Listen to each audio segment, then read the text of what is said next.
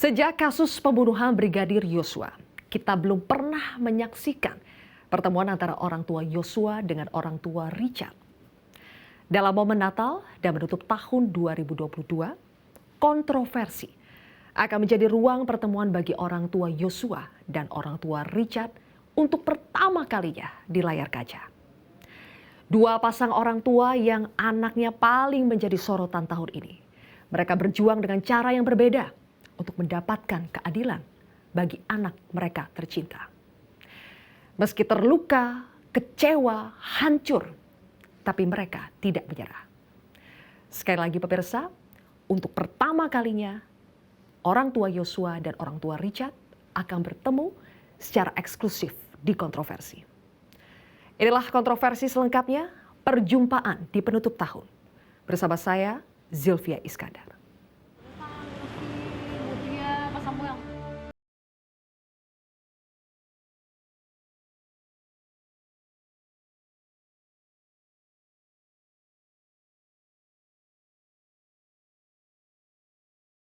Ngomong apa-apa, nantilah saya utarakan di sana. Cuman kalau dibilang orang tua sama orang tua yang ketemu kan, orang tua yang membunuh dan orang yang terbunuh, kita mau menyalahkan orang itu orang tuanya nggak mungkin. Kalau misalnya ketemu nanti orang tua Yosua, kira-kira mau apa? Kita mau minta maaf. Yang utama itu kita minta maaf, karena kita tahu juga Ijat kan sudah melakukan kesalahan yang sangat besar.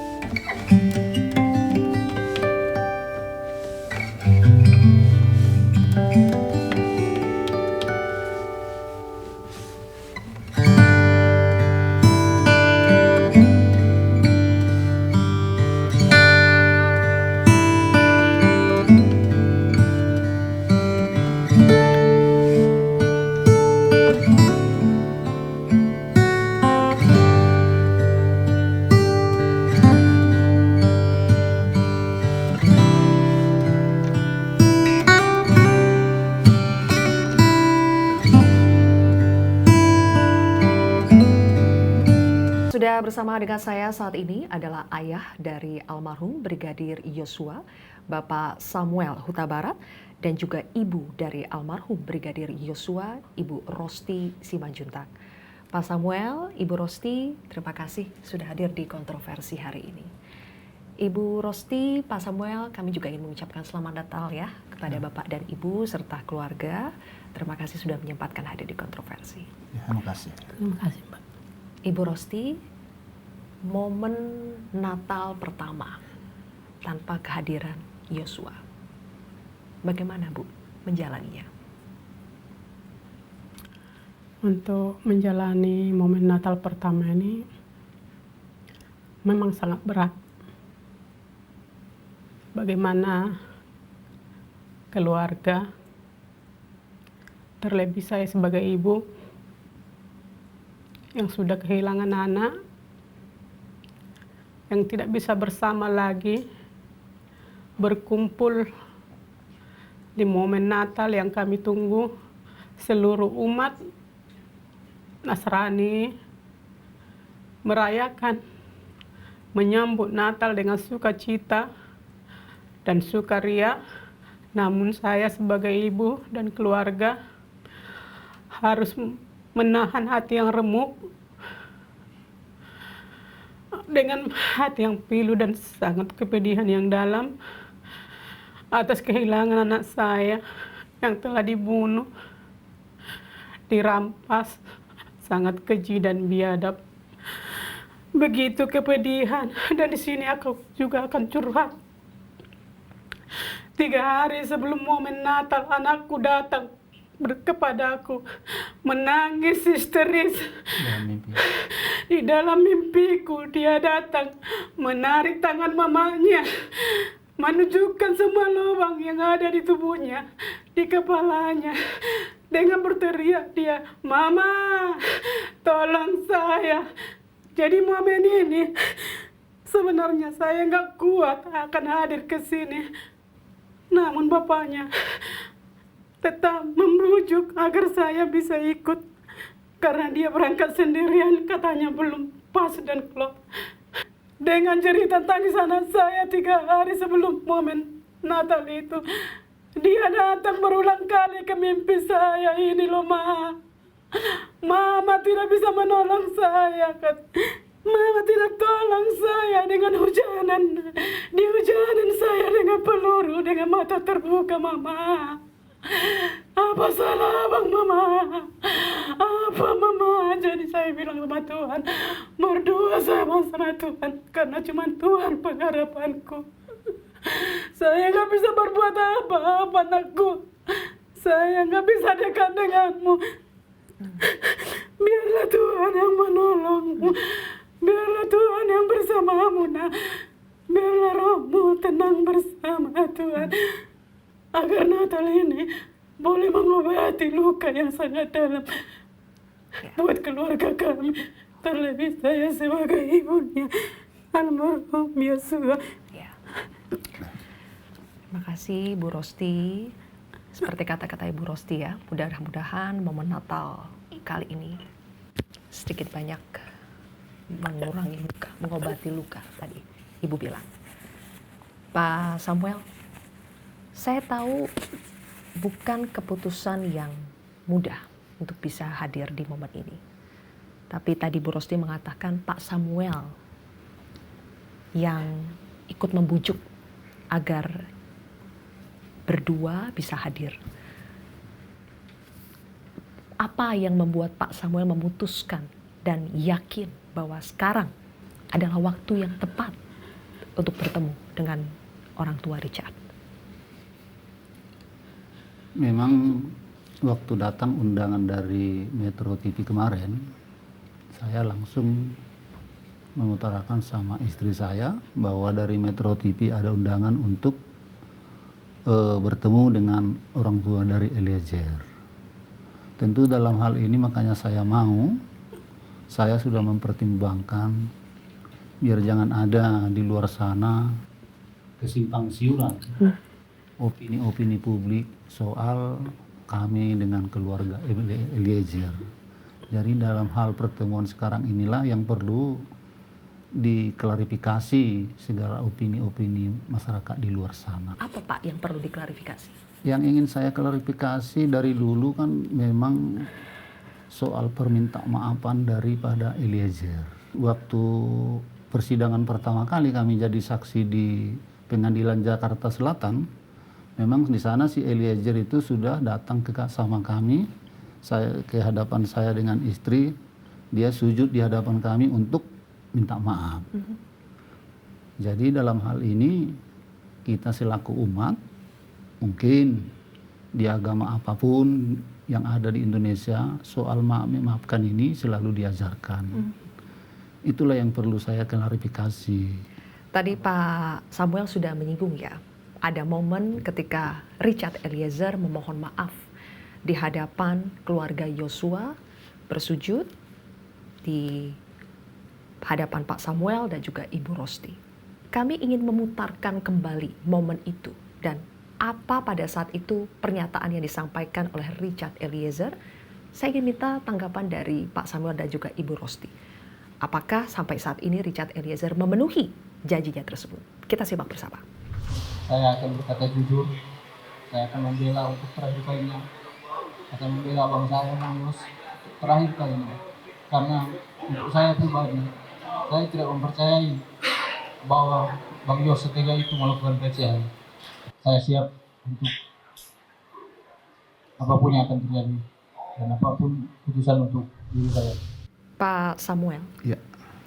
waktu itu Richard berjanji di hadapan keluarga Yosua bahwa dia akan membela Bang Yos untuk terakhir kalinya. Bapak lihat sejauh ini Richard memenuhi janjinya tersebut? Memang janji dia yang paling saya ingat itulah waktu di pengadilan. Soal dalam hal kejujuran dia di persidangan, kita kan tidak tidak berada di TKP. Dan kita tidak menyaksikan kejadian. Jadi oleh karena itu apapun yang sudah dia utarakan di pengadilan soal kesaksian dia justice kolaborator, ya semoga apa yang dilihat dan apa yang dilakukan dan seterusnya diutarakannya di pengadilan. Bu Rosti, kalau naluri Ibu Rosti melihat kesaksian Richard Eliezer sejauh ini? Seperti yang dibilang tadi, katanya dia siap membela Bang Yos apapun konsekuensi yang akan terjadi nantinya bagi dia. Tidak mungkin Abang Yos melakukan pelecehan. Memang sebagai insting ibu, naluri ibu berkata, memang karena saya tahu dengan karakter anakku yang begitu hormat kepada seorang ibu maupun kepada atasannya, tidak mungkin anak saya melakukan pelecehan di rumah itu. Seperti tadi kami menyampaikan ke pemirsa bahwa ini akan menjadi momen pertemuan pertama Bapak Ibu dengan Bapak Ibu dari Richard Eliezer. Oleh karena itu, pemirsa, kami akan mengundang orang tua dari Richard Eliezer untuk masuk ke sini.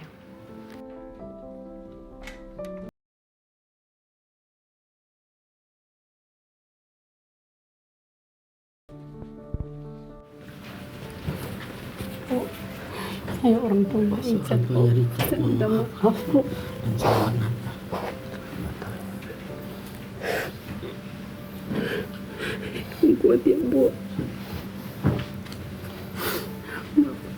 Mohon maaf Bu. Dan selamat Natal.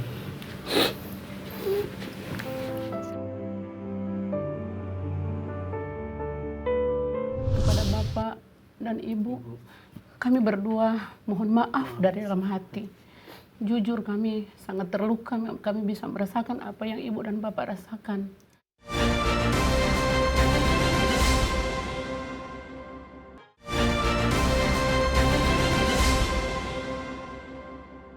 Pemirsa, ini adalah momen pertemuan pertama antara orang tua dari Yosua dengan orang tua dari Richard.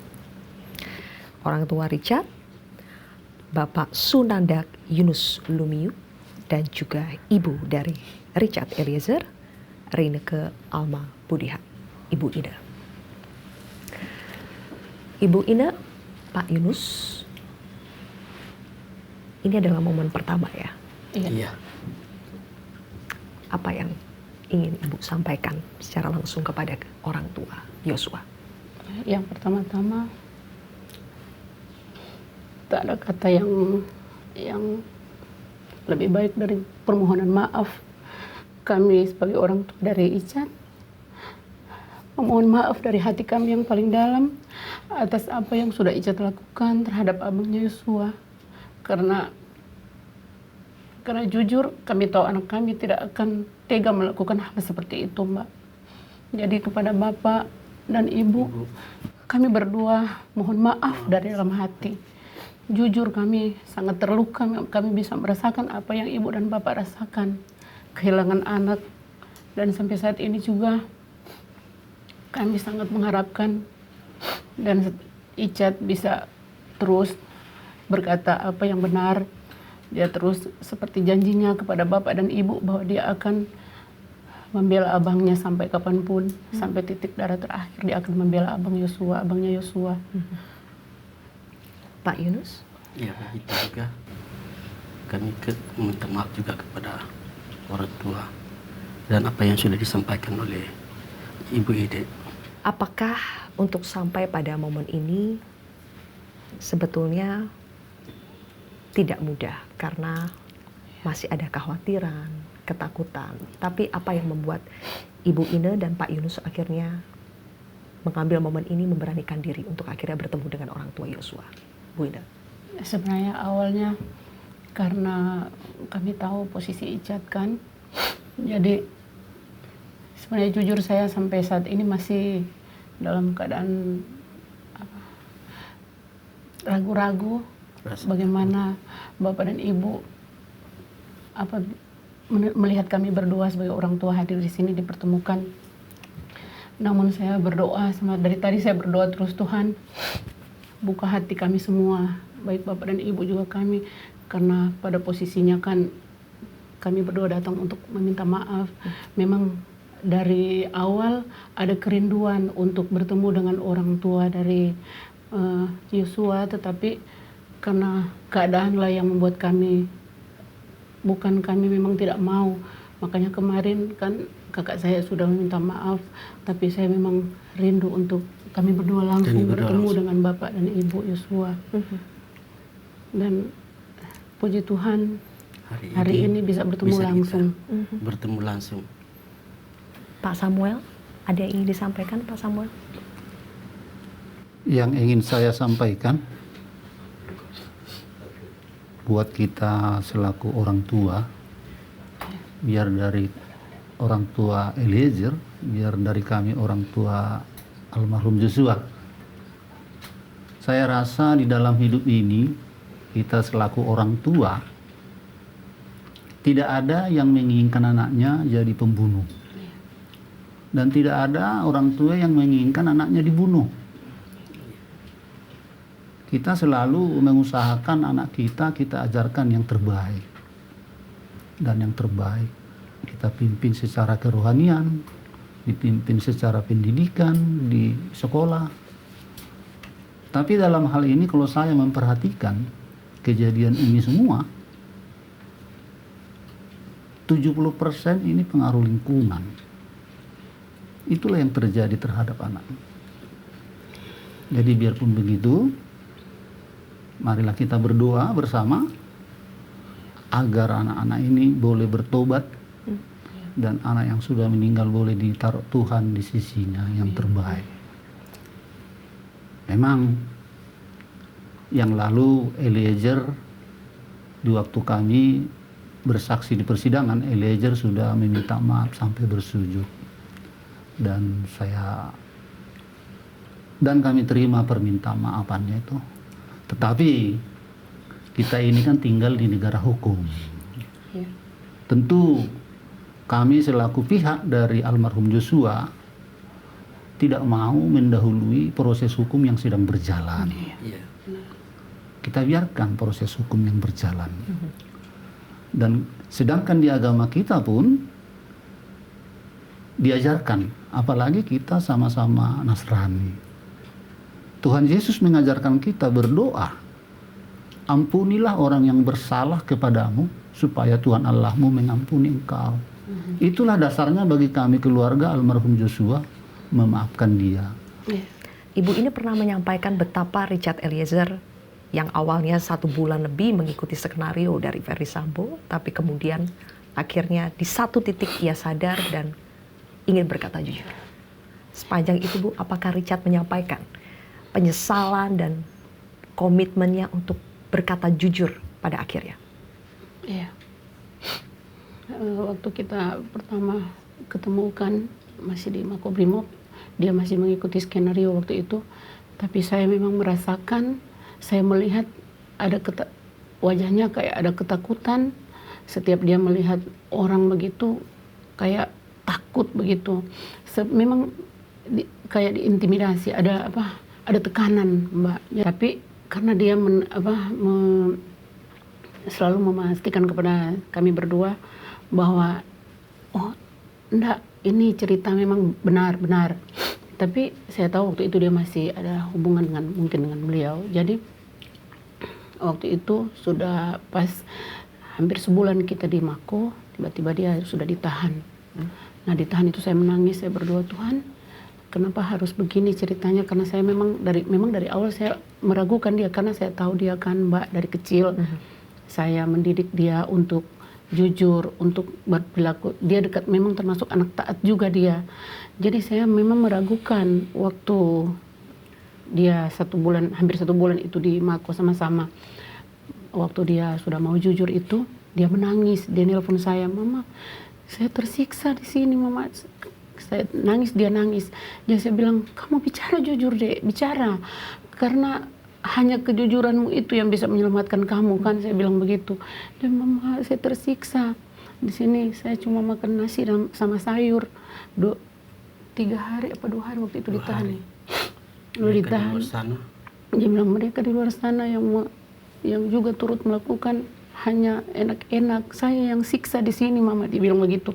Jadi kita teleponan nangis, jadi saya langsung menghadap sama Pak Kabit, minta tolong kalau bisa malam itu kita ke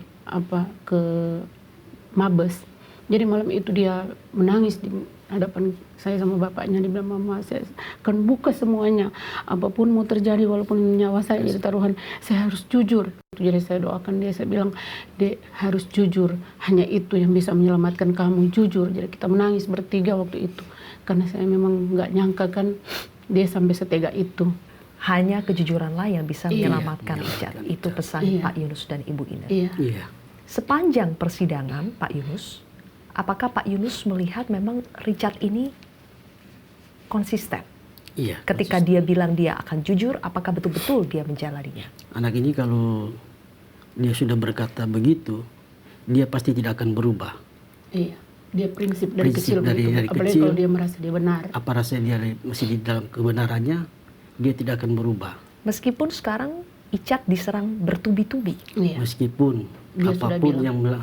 yang diserang untuk Icat, dia tidak akan berubah. Dia harus konsisten Bapak Ibu terus. melihat ya jalannya persidangannya.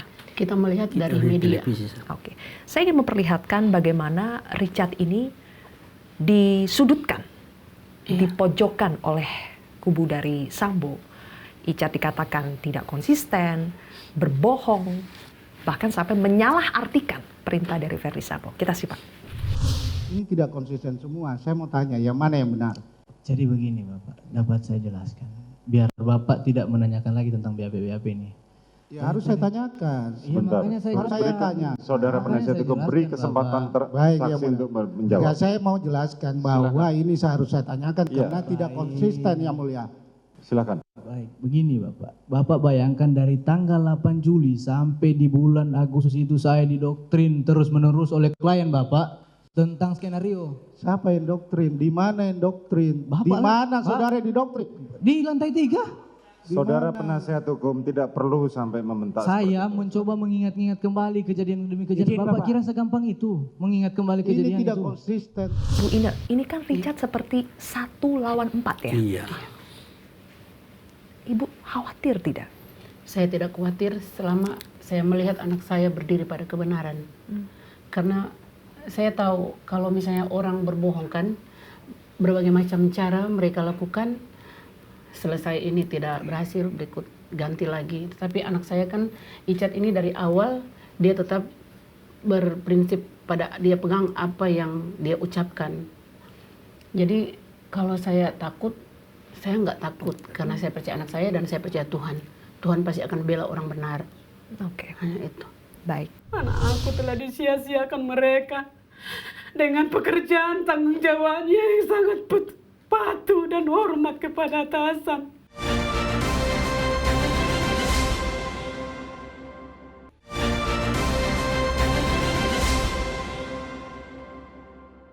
Berikutnya, Bapak Ibu sekalian, kita tahu Yosua dan Richard ini sama-sama berjuang keras untuk menjadi anggota Polri ya, Bapak Ibu. Selain untuk mewujudkan mimpi mereka, Yosua dan Richard ini ingin menjadi anggota Polri karena tentunya ingin mengangkat derajat keluarga. Namun, kita lihat sekarang nasib berkata lain. Meskipun demikian, Yosua maupun Richard tetap menjadi anak kebanggaan orang tua. Saya ingin mulai dari Pak Samuel. Saya ingin tahu apakah menjadi polisi itu memang menjadi keinginan pribadi dari Yosua atau ini dorongan dari keluarga, Pak Samuel? Oh ya, makasih. Anak kita almarhum Joshua ini dari kecil, sebelum dia pun sekolah, sebelum masuk SD, sudah sangat pengen dibelikan baju polisi. Ada fotonya di rumah itu. Baju polisi dulu, zaman dulu itu pangkat polisi Bintara itu masih kuning. Nah, itu yang sangat dia bangga-banggakan dulu. Jadi dari sinilah saya lihat dia waktu kecil bakatnya itu apapun cita-citanya dari polisi. Alasan waktu dia masih kecil, saya lihat polisi ganteng. Sesudah besar, biar saya membela rakyat. Sesudah besar. Akhirnya sudah kelas 2 SMA, kalau memang kamu nak pengen jadi polisi, bergiatlah belajar. Tamat SMA nanti kita coba. Disitulah mulai dia SMP memang sudah kami suruh dia latihan bela diri. Biar kamu jadi seorang laki-laki yang benar. Ini bukan untuk anggaran-anggaran ya, untuk jaga diri. Puji Tuhan, dia masuk polisi itu belum keluar ijazahnya dulu, sudah bisa jadi masuk polisi, mendaftar dari Jambi. Itulah awalnya. Itulah awalnya sampai kemudian Yosua karirnya terus menanjak ya. Kalau menurut Bu Rosti apa Bu yang membuat karir Yosua sebagai anggota polisi ini dalam waktu usia yang cukup muda tapi bisa terus naik? Karakter apa yang dimiliki Yosua yang membuat karirnya terus menanjak sebagai anggota polisi? Yosua memiliki karakter penuh tanggung jawab, patuh dan penurut di dalam tugas seberat apapun dia sanggup melakukan tanpa ada keluhan sedikit pun.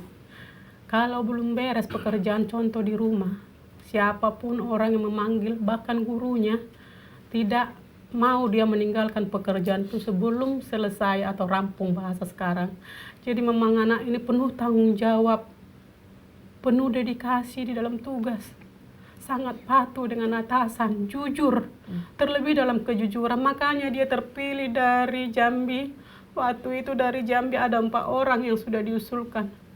Namun Yosua yang dipanggil komandannya sedang BKO di Tungkal. Yosua segera meluncur pada sore hari. Harus meluncur sekarang ke Jakarta untuk mengikuti ajudan di Dirtipidum waktu itu. Sore hari dia menelepon mamanya. Memang kalau dia pergi kemana-mana atau tugas apa, pemuda dari kecil selalu mohon doa. Mama, doakan anakmu, panggilannya si Abang. Doakan si Abang, Mama. Abang akan berangkat ke Jakarta. Dipanggil dia dengan baju selembar di badannya. Berangkat ke Jakarta. Dan kakaknya yang paling besar yang membereskan semua keperluannya. Sampai dia di Jakarta 3 hari. Kembali dia disuruh ke Jambi untuk mengurus pindahannya. Jadi di sini memang komandannya semua telah menilai anak ini di dalam tanggung jawab maupun kejujuran. Anak aku telah disia-siakan mereka dengan pekerjaan tanggung jawabnya yang sangat patuh dan hormat kepada atasan. Mereka mengambil dalih pelecehan buat anakku yang sudah disiksa, dibunuh, dirampas nyawanya itu. Aduh, sangat berat rasanya mengungkapkan ini semua. Ibu Ine, Icat menyampaikan betapa ia menyesal waktu itu tidak bisa berbuat banyak, Ibu Ine. Bagaimana cerita Icat soal itu? Kalau di kasus itu Icat tidak pernah cerita sama kita, Mbak.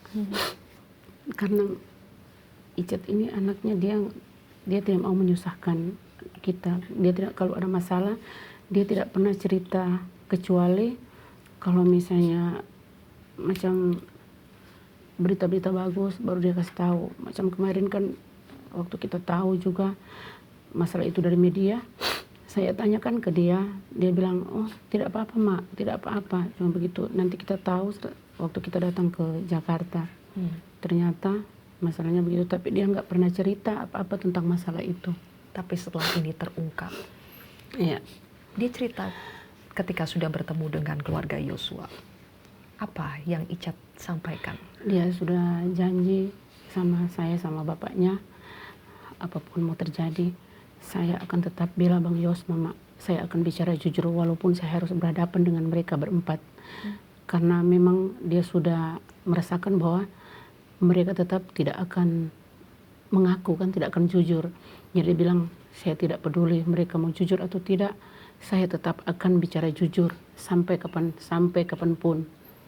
Icat bisa sampai pada titik itu apakah karena dia memang sangat menyesal waktu itu tidak bisa berbuat banyak ketika ada skenario, dia dipanggil. Apakah Icat mengungkapkan penyesalannya karena tidak bisa berbuat banyak saat itu? Dia tidak bisa berbuat banyak karena waktu itu masih di bawah tekanan dari Pak Sambo kan. sehingga sangat sulit ya Iya, pada saat sangat itu. sulit. Dia memang tidak ada keberanian untuk bicara. Cuma waktu itu dia sempat bilang di pertengahan, mungkin sekitar 2 minggu kita di Mako, dia cuma bilang begini, "Mama, seandainya ada CCTV," ya dia bilang begitu. Iya. "Seandainya ada CCTV, kita sudah tidak bicara banyak, CCTV yang akan bicara." Dia bilang begitu. Sama seperti Yosua, Icat juga berjuang ya. 4 kali tes Polri, baru akhirnya dinyatakan lulus. Apakah Ibu dan Bapak masih berharap Icat ini bisa kembali menjadi anggota Polri bertugas? Karena sebelumnya Bapak Ibu, ada pernyataan dari Verdi Sambo yang mengatakan bahwa jangan hanya dirinya yang dipecat dari kepolisian, tapi Richard juga harus dipecat. Kita simak bersama.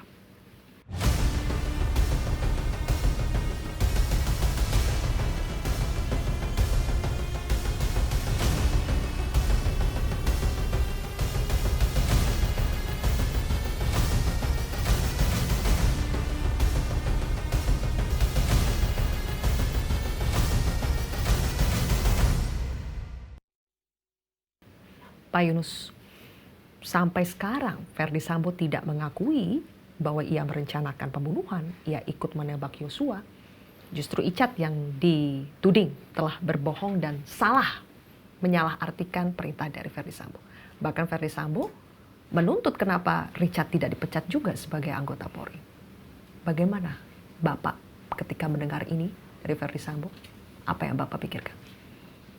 Yang saya pikirkan, kenapa dia harus mau menyalahkan Icat, mengiri kenapa dia tidak dipecat, Icat dipecat, dia dipecat.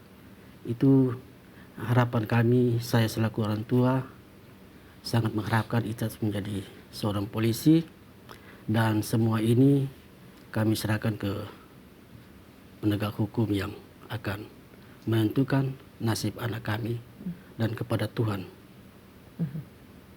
Jadi mau Verdi Sambo berkata seperti itu, Ibu Ine menyerahkan semuanya kepada penegak hukum dan Tuhan saja. Sebenarnya kalau bicara seperti itu Pak Verdi Sambo, ini istilahnya dia akan mengajak. Kenapa hanya saya yang dipecat, terus Richard tidak dipecat. Kalau mau ikutin itu, yang berurusan dengan soal memecat itu kan bukan urusannya Pak Sambo, atau urusan pengacara, atau urusan kita orang tua. Itu kan urusannya institusi. Nah, kalau memang sampai saat ini Icat belum dipecat, ya kita juga tidak mengharapkan itu kan Mbak. Tapi setidaknya janganlah dia ngomong begitu. Karena Icat kan sesuai dengan apa yang sampai saat ini kita lihat di media itu, dia hanya menjalankan perintah dari Pak Sambo. Jadi kalau untuk soal memecat itu nanti urusan dari institusi kepolisian. Oke. Tapi di lubuk hati Bapak Ibu pastinya mengharapkan Icat bisa kembali ya. Orang tua mana juga Bu, karena dia payah. juga dia Bersusah sampai payah 4 kali dia ikut tes kan. Jadi dengan pangkat yang paling rendah dia lulus. Kata orang itu pangkat cuma tamtama, tetapi saya bersyukur puji Tuhan karena itu perjuangannya yang luar biasa. Dan sudah menjadi Ketika dia menjadi ajudan, merupakan kebanggaan kami juga. Menjadi seorang anggota polisi menjadi kebanggaan kami, tapi ketika jadi begini, kami tetap bangga karena kejujurannya, keberaniannya mengungkap semua fakta ini. Jadi kami berdua bukan bangga dia sebagai apa, tetapi kami bangga karena dia berani bersikap jujur. Hanya itu. Maka saya dengan istri saya adalah seorang korban. Anak kami sudah masuk liang kubur. Bapak dan ibu anaknya adalah sudah masuk bui. Jadi dalam hari ini marilah kita berdoa biar ke depan diberikan Tuhan jalan yang terbaik buat anak-anak keturunan kita.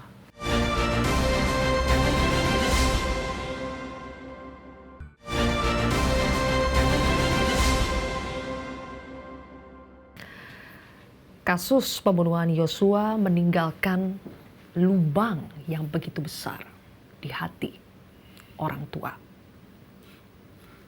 Richard yang sekarang duduk di kursi persidangan sebagai terdakwa pun tidak kalahnya meninggalkan luka di hati orang tuanya. Saya ingin kita sama-sama belajar dari dua pasang orang tua yang luar biasa begitu tegar ini, apa pelajaran hidup yang mereka petik di balik setiap peristiwa, apalagi peristiwa ini? Pak Samuel, 5 bulan pasca Yosua meninggal, bagaimana Bapak Ibu menata kembali hati, menata kembali kehidupan, supaya tetap bisa menjalani kehidupan meskipun dengan luka yang begitu dalam, Pak? Memang semenjak peristiwa meninggalnya anak kita almarhum Joshua, bukan hanya lagi hanya luka yang paling dalam, hancur. Soalnya anak inilah yang sangat kita banggakan, begitu penurut. Tapi anak saya sudah mati, masih dipitnah lagi dengan cara-cara yang keji. Inilah yang paling kami pelajari ataupun menjadi pelajaran berharga bagi kami selaku ayah dan ibunya. Dalam hal ini yang kami pelajari di sini, agar kami boleh mendidik anak-anak kami yang masih ada 3 orang lagi sekarang, jangan meniru hal-hal seperti itu. Dan kami mempelajari, di sinilah kami diuji ketabahan. Ketabahan, kami di sini selalu mendekatkan diri sama Tuhan. Saya di sini bukan istilah nasionalis, alim. Begitu peristiwa ini saya rasa hanya sekali nggak pernah ibadah ke gereja. Saya selalu beribadah. Sekalipun pikiran saya kemana-mana, saya selalu datang beribadah. Saya serahkan diri saya sama Tuhan, agar saya boleh menghadapinya dengan tabah. Bagaimana dengan Pak Yunus? Menata kembali kehidupan setelah anak Bapak mengalami semua ini. Sekarang pun kita tidak tahu nanti vonisnya akan seperti apa untuk Richard. Bagaimana Bapak menata hati, menata kembali kehidupan untuk tetap bisa bangkit meskipun kita belum tahu nanti hasilnya seperti apa? Kita hanya berserah kepada Tuhan, dan ini juga menjadi satu pelajaran juga buat Icat. Kita harus berserah terus kepada Tuhan, karena dengannya kita berserah kepada Tuhan, kita bisa dipertemukan di hari ini, di momen yang pas Natal ini, kita bisa dipertemukan karena kita harus selalu berserah kepada Tuhan. Oke. Tadi Ibu Rosti sempat mengatakan bahwa kita ini sebagai orang tua sama-sama menjadi korban. Dengan porsinya masing-masing, kita tidak perlu membanding-bandingkan seperti apa, tapi sama-sama menjadi korban. Ibu Rosti melihat ini korban dari keadaan, lingkungan, atasan yang salah, atau bagaimana, Bu? Selama ini saya masih trauma. Mereka bilang Yosua sangat istimewa. Yosua istimewa karena dia pekerjaannya, tanggung jawabnya, dia tidak merusak siapapun yang ada di dalamnya. Dan dia tidak mengganggu hak orang, dia memang bekerja dengan tanggung jawabnya, dengan prestasinya yang bagus. Tidak dipergunakan akal dan sehat, akal pikirannya yang sehat, dengan hati nalurinya yang baik. Jadi buat semua kami orang tua, terlebih berada, dia menyesal dan dia berkata jujur. Semoga kata jujurnya itu membawa hidupnya nanti selamat di dunia dan akhirat. Ibu Ina, Ibu bisa memahami semua yang ini.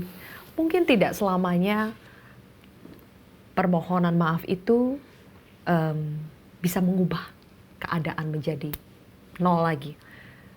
Ibu bisa memahami bagaimana orang tua Yosua, sikap mereka saat ini. Apa yang ingin Ibu sampaikan setelah mendengarkan apa yang disampaikan Ibu Rosti barusan? Secara pribadi, saya sebagai ibu merasakan melahirkan anak, merawat anak dari kecil sampai dia dewasa, dan saya bisa merasakan apa yang dirasakan oleh Ibu Rosti ketika kehilangan anak dengan cara seperti itu. Dan saya berpikir, bagaimana kalau itu terjadi pada anak saya kan? Dan saya air mata Ibu Rosti juga saya rasakan sebagai ibu. Jadi kami berdua sebagai orang tua dari Eliezer juga tidak menginginkan hal ini terjadi, karena dari awal juga saya tidak pernah menyangkakan kalau Eliezer bisa sampai melakukan itu. Icat itu anak baik, anak Tuhan. Yosua juga anak baik. Sebagaimana mereka berdua, nama mereka juga kan diambil dari Alkitab. Saya percaya mereka berdua anak baik. Yang menguatkan saya, Mbak, hati saya sebagai seorang ibu, walaupun saya hancur melihat anak saya duduk dalam persidangan, tetapi yang menguatkan saya tahu Tuhan yang memberikan kekuatan kepada saya, bahwa saya melihat dari mata rohani, mungkin mereka berdua dipakai Tuhan untuk membuka tabir gelap yang selama ini mungkin tertutup. Jadi apa yang Ibu Rosti dan Pak Samuel rasakan, kami berdua juga sebagai orang tua sangat merasakan, Bu. Ketika mengetahui semua, kami berdua menangis. Tuhan, kenapa jadi seperti ini? Tugas kami berdua sebagai orang tua sekarang hanya menguatkan Icat agar dia tetap kuat, agar tetap kooperatif, jangan pernah berubah. Dan ini merupakan satu kesaksian hidupnya, bagaimana Tuhan menolong dia. Dan untuk selanjutnya kami serahkan kepada penegak hukum. Kami tidak pernah meminta lebih, kami hanya meminta kepada Tuhan yang terbaik Tuhan beri untuk dia. Pak Samuel, tanggapannya yang terakhir, Pak. Ini adalah, meskipun sekali lagi ya, luka mungkin tidak akan pernah sembuh, tapi permohonan maaf yang tulus sudah disampaikan. Bapak ingin menguatkan, saling menguatkan dua keluarga ini, Pak? Dalam hal ini memang yang bersalah itu bukanlah bapak dengan ibu. Memang sudah hukum alamnya begitu. Anak yang salah, kita orang tua yang meminta maaf. Di mana saja memang begitu. Tadi saya bilang waktu Eliezer di pengadilan bersujud dan minta maaf. Dan sudah saya bilang juga tadi di segmen yang sudah lalu, kita itu diajarkan untuk saling memaafkan. Tapi dalam hal ini, marilah kita bikin suatu momen yang sangat berharga di hidup kita. Saya dengan istri saya adalah seorang korban. Anak kami sudah masuk liang kubur. Bapak dan ibu anaknya adalah sudah masuk bui. Jadi dalam hari ini marilah kita berdoa biar ke depan diberikan Tuhan jalan yang terbaik buat anak-anak keturunan kita. Baik. Terima kasih Pak Samuel, Ibu Rosti, terima kasih. Ibu Ine, Pak Yunus, terima kasih. Sudah mengutarakan perasaan dalam momen ini. Pemirsa, meski luka tak akan hilang, biarlah niat yang baik dan tulus ini bisa menjadi penenang. Menutup tahun 2022 dengan hati yang lebih tegar, dengan harapan bahwa kejujuran pasti akan menang. Saya, Zilvia Iskandar, mewakili seluruh kru kontroversi yang bertugas mengucapkan terima kasih atas kebersamaan kita di tahun 2022. Kita jumpa lagi di kontroversi tahun depan.